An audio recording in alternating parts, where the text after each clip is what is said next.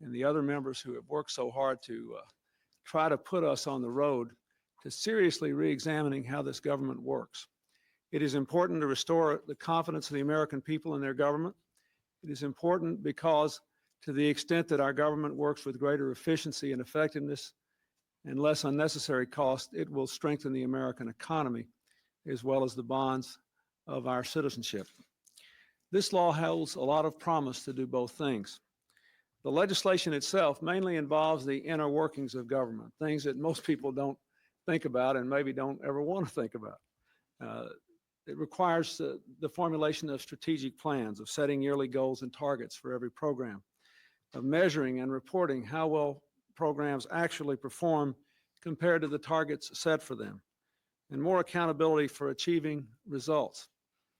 But we should view this structure in much simpler terms, terms that every American should be able to identify with. The law simply requires that we chart a course for every endeavor that we take the people's money for, see how well we are progressing, tell the public how we are doing, stop the things that don't work, and never stop improving the things that we think are worth investing. What's good? What's good, my souls of thought family? It's your boy Norris. We back. Happy Monday. I hope everybody having an amazing day today. Before I get started, make sure you like, share, comment, and subscribe. Make sure that you do that so we can get in the algorithm so everybody can see this work. Everybody can see what's going on. Everybody can see information that's being put out. Well, today we're going to just talk about something very simple. DOGE was once the Democrats' belief. If you've seen 12 years ago, that was Bill Clinton. Bill Clinton and his team actually implemented something called it was REGO, REGO, for those Democrats who forgot about Bill Clinton, because I know a lot of times we only focused on his great endeavors of being under the table, and Monica Lewinsky, and for Democrats, I think everything is a joke. They want to F around and find out those type of things. That's what I keep hearing from a lot of the liberals and Democrats and people who don't believe in what's going on. With that being said, it's very interesting to me that we are at stages where people forgot history. And it's funny to me, especially for the Black African American community, for people who are so headstrong about keeping history that impacts us relevant. How do you not know your own history? Bill Clinton once said the same exact thing that DOGE is currently doing. And if you look at that video, it was 12 years ago. I'll put the full video down in the description. It was 12 years ago. And I remember it very vividly because in 2013, when I was deployed in Kuwait, and I spoke about this before on my channel, they sent home over 2,000 people from a deployed location because of the government cuts. And today we're complaining about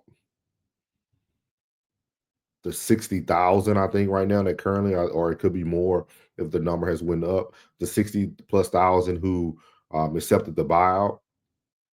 Well, this happened before, guys. This is not new. And this allows me to truly understand that we are no longer living in a world of facts. We're no longer care about what's right or what's wrong. If we do not like you, we will not support you. And that's what you're seeing with President Trump.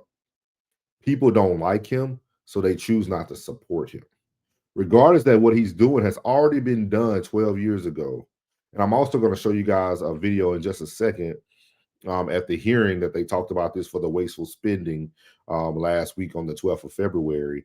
They're going to show another video, and it was an 800-page document that President Clinton and his Democrat friends created, kind of similar to what we call Project 2025 now, but nobody wants to talk about that either.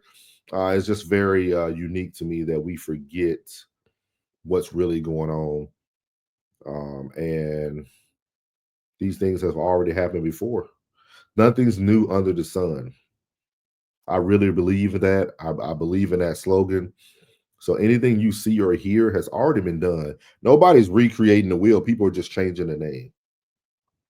But these things have already been done. So we have to take an opportunity to sit down and say, like, hey, what's really going on here? Do we not like President Trump, but what he's doing is correct? And I know a lot of you not going to say that because it's going to take you got to swallow some pride and some ego to say that. But don't be blinded that these things has already happened. And to let you guys truly know, let me look here, because I actually pulled up the numbers last night of how many people were actually cut from the cuts for President Clinton. So when President Clinton created the REGO, which actually meant reintegrating government, that's what it meant. It was reintegrating government. When this cut happened, this initiative actually resulted in significant changes, including the reduction of approximately 377,000 federal civilian jobs and achieving the smallest federal workforce since 1960s. By March of 1998, agencies reported savings of $137 billion, surpassing the initial 5-year goal of $108 billion. So we actually had multiple federal cuts throughout my military career. I started in 2020. I started in 2004. So I was there for the first cuts for President Clinton, and I was there again for the next cuts that happened 4 years later in 2013 of the actual military workers. And now we're seeing it again. So as again, if you don't know history, if you don't keep up with what's going on, these things already exist. These numbers already exist. And just to correct what I was saying, 2013 was the military cuts. 2008, when Bill Clinton first came out with his REGO initiative, we cut almost 377,000 federal civilian jobs. So just think about that. I'm going to play you guys this clip real fast so that you can hear what happened last week.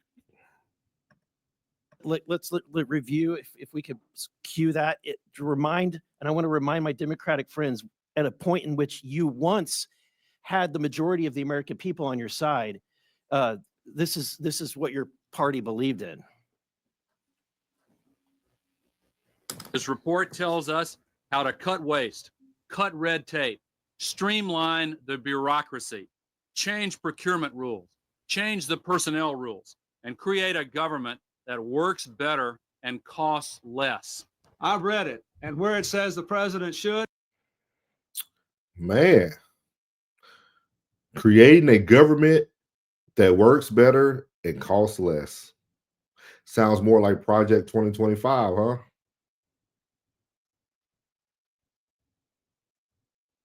Man, I hope nobody missed this. Man, I hope this doesn't go over anybody's head. And this was an 800-page document. So they added a couple hundred pages into Project 2025. But man, Democrats had the same agenda. Creating a government that works better and costs less. Same thing DOGE is doing right now. They're discovering why we're 30-some trillion in debt. Because the Democrats started something, but they never kept their foot on it. The president will. Among the 800 recommendations, eliminating 12% of the federal workforce, merging some government agencies like the FBI, the DEA, and the Bureau. Man, eliminating 12% of the federal workforce, merging agencies, FBI, DEA. Bureau of Alcohol, Tobacco, and Firearms, closing hundreds of government offices outside Washington. Closing over hundreds of offices outside of the government of Washington. The day I took office, one of the commitments that I made, Oh my God, I didn't know he was coming up. Hold on. Breaking news, Barack Hussein Obama. American people was that we would do a better job here in Washington in rooting out wasteful spending. We thought that it was entirely appropriate for our government. And I forgot the guy that looked like me was the one who cut all of us in the military in 2013. Yeah, this is crazy. What's that song that said? It wasn't a problem when you did it. It was a problem when I do it. Something like that. I forgot how they say it, but I guess it's a problem when Republicans do it, but it's not a problem when the Democrats do it. Governments and our agencies to try to root out waste, large and small, in a systematic way. It means cutting some programs that I think are worthy, but we may not be able to afford right now. A lot of the action is in Congress and legislative, but in the meantime, we don't need to wait for Congress in order to do something about wasteful spending that's out there. We haven't seen as much action out of Congress as we'd like, and that's why we launched on our own initiative the campaign to cut waste. And we're going to keep on finding every possible way that we can do that, even if Congress is not acting. There you go. We're going to continue to find a way to do this, even if Congress is not active.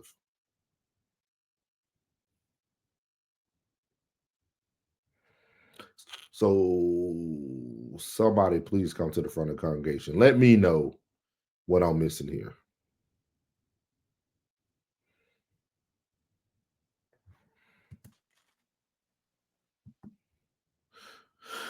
And I'm going to link that down in the description as well so that you guys can have all that information to both of these videos that I showed you today. But I just wanted to come to you guys today just to see what's going on. Is it not a great idea if it's not your idea? Will it not work because somebody else put their name on it? What do we want? That's what I wonder. What do we want as a country? What are we looking for?